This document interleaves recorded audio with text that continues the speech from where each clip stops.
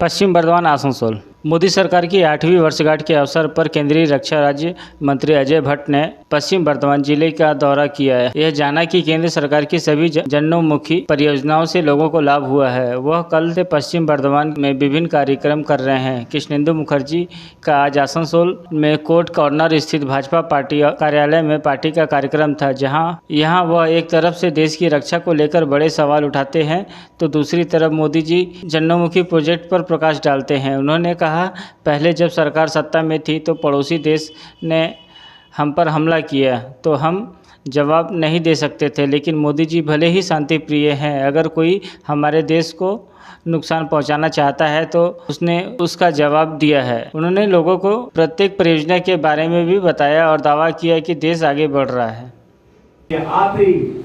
किसानों से लेकर जवानों से लेकर युवाओं से लेकर माताओं बहनों से लेकर गरीब से गरीब व्यक्ति से लेकर शिक्षा की नीति, कृषि की नीति, रक्षा की नीति, कौन सी नीति ऐसी है कि जो आज हम कारगर नहीं हो और सफल न हुए। और कहा कि देश के गरीब से गरीब व्यक्ति को उठाऊंगा।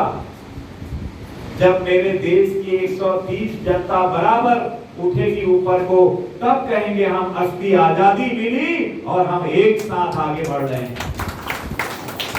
ये बात कही मोदी जी ने, कितनी बड़ी बड़ी बातें कर दी। पहले से पाकिस्तान बगल से हमारा देश है, आप सब जानते हैं, अंदर तक घुस आता था।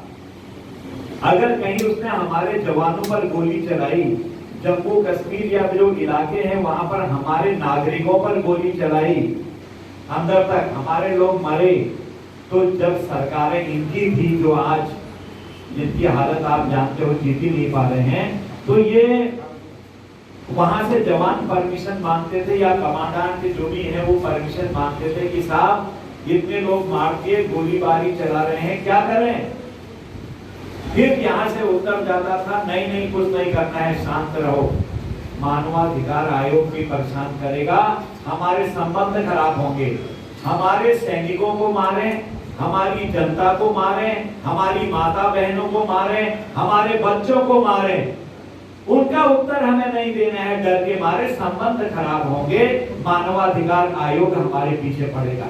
ये स्थिति थी उस समय के प्रधानमंत्रियों की और सरकारों की। कांग्रेस की सरकार के बोलने में कोई एतराज नहीं है, लेकिन मित्रों, मेरी माताओं बहनों, जैसे ही मोदी जी आए उन्होंने कहा देश की सुरक्षा करना पहला हमारा कर्तव्य है।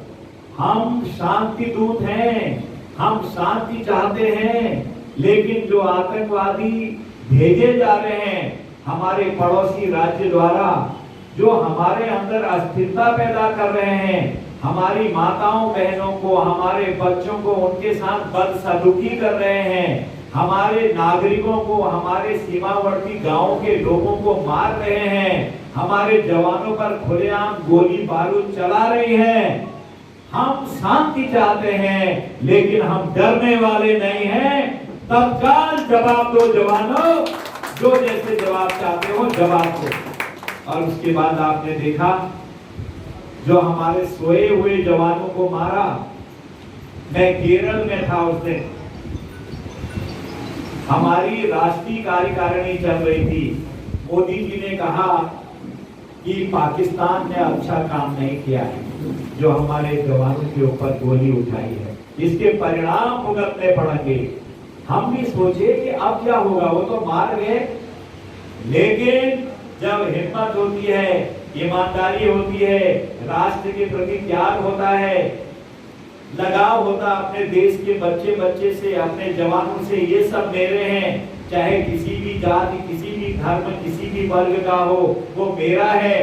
जब ये विचार होता किसी में, राष्ट्र की भावना कूट कूट के भरी होती है, तो फिर वो नरेंद्र मोदी जी जैसे प्रधानमंत्री होते हैं जिन्होंने सर्जिकल स्ट्राइक करके अंदर घुस के पाकिस्तान को उसकी हैसियत बता दी।